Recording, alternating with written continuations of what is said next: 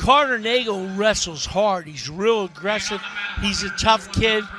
And Tyler Wells has a huge gas tank. Now, one of the problems is he likes to hang around a little in the beginning of a match and then charge hard at the end. When you have a gas tank like that, you got to put your foot to the pedal right out of the gate. So let's see if he's willing to do that. Tyler Wells ranked number 26 this week. Carter Nagel is unranked. And Wells gets caution from the get-go. Caution for starting too quickly. I like it. And Tyler Wells, junior from Princeton, Minnesota, spent 2 seasons at Minnesota. And this is a guy that was 5th this year at the Cliff Keen. He beat an NCAA qualifier from Oregon State. NCAA qualifier in 2024 and 2025, and Tyler Wells made the blood round of the NCAAs 2 seasons ago. He's now at Oklahoma City. He didn't repeat it last year, but the weight was a little too much for him. And now he's up at 141. This is Barber's assessment of Nagel. He says, first of all, he lets it fly, as does Wells. He loves to compete, but interestingly, he was top 10 last year in pins. Yeah, he was. He was a guy that had 13 pins and 17 bonus point wins, and they threw him right into the lineup as a freshman last year, and Carter Nagel, as you said, came through. Maryland boy, too. He was the Maryland Dave Schultz Award winner back in high school. You get that inside tie, get that right hand moving, free hand moving.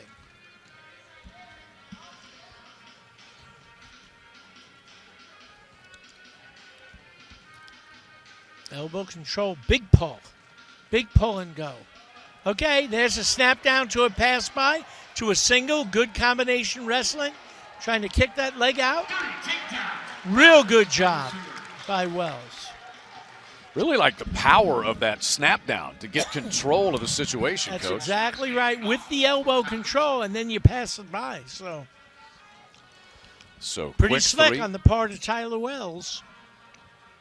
You get the escape there for Nagel. 3-1 Wells here in this opening period. Now, Tyler was a 4-time state champion, and no one recruited him. He was going to go to a D3 school. Minnesota lost someone to the NIL and came knocking on his door. It was a nice match, but we're glad he's with us now. Yeah, that's just have to continue to pay attention to guys who slip through the cracks. And we've seen this, people talk about the transfer portal and what it does, but it also gives opportunities to guys who may not have gotten a shot somewhere else. You make good for a couple of years and you have the opportunity to move up. I remember when we recruited Leon Crump, who was 2-2 at the high school nationals and got pinned twice. And the coach from Fresno State, a friend, said to me, "What'd you recruit him for? He's not any good." And I told him, he talks very hoarsely, and I told him we didn't recruit him because he is good. We recruit him because we think he can be very good, and he was 4th in the NCAA that year as heavyweight. That was just great scouting on your part. Well, and a little good fortune. I met his coach and found out he had only started wrestling in 10th grade.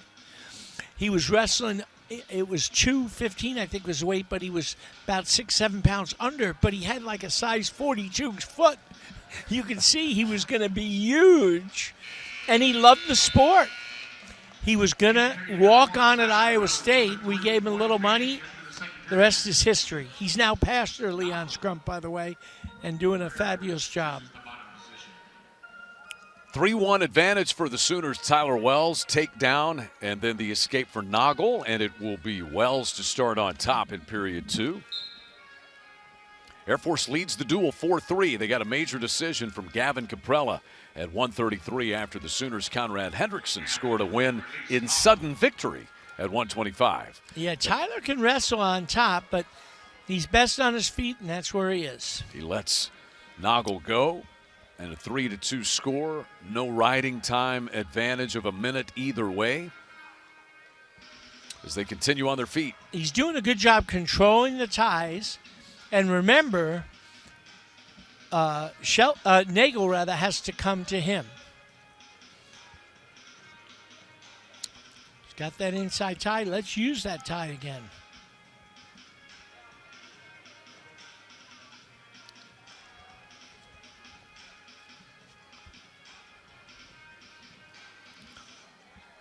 Nice head snap.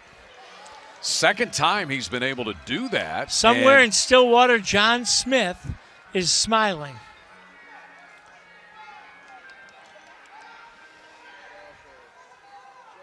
can he complete the takedown as he did back in the first period? Oh, that was two right there. There's weight on his hands.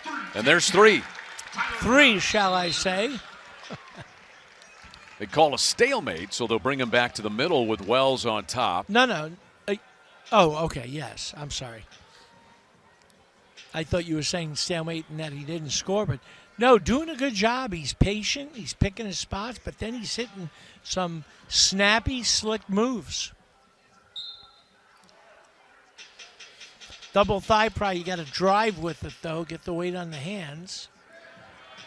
Nice. Nice persistence on the part of Nagel. 6-3 advantage for Wells. Under 30 seconds to go in period two. But Wells, his head is always in the way. He's controlling the tie-ups. And when he sees an opportunity, snapping his moves. So, doing a good job. Like to see a little more angles, a little more side to side.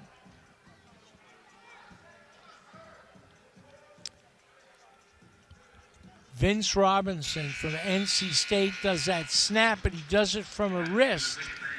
You can literally turn the man around on his feet with the right setup and a pull of the wrist. To the final period we go, and it will be Nogle starting on top. Wells will begin on bottom and with a 6-3 lead. And the riding time was only about 25 seconds. That's now being reduced quickly by Nogle. I'd be real surprised if we saw Wells turn. I think what Nagle's going to have to do is give it a shot, see if he can get some back points, and if not, got to cut him. So if you're Nogle, how long do you give yourself to try to turn him for the back points before you just say, okay, I got to cut him loose and try to get takedowns? Well, here's the deal. You're going to need 2 takedowns, so it can't be too long. I'd say at a minute you got to make a decision. Of course, some of it depends on just how good you are on top.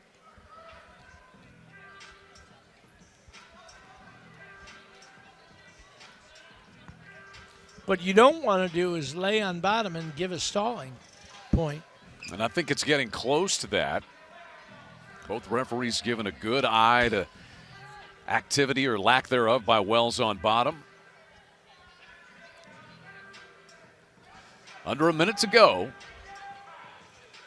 Now,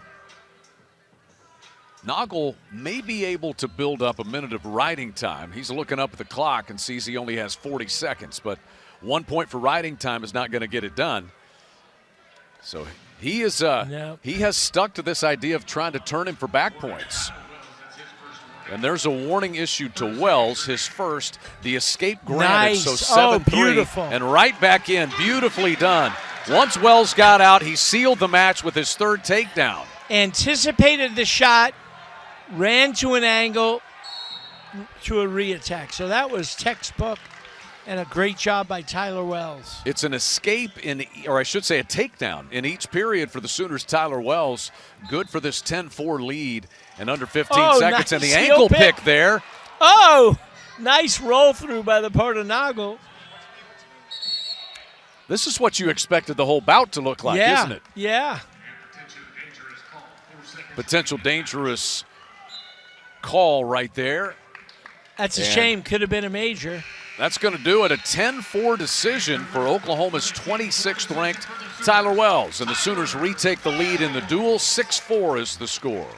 And a strong win by Tyler Wells over 13-3 Carter Nogle, so he earned that one. 3 bouts in, it's Oklahoma on top of Air Force, 6-4.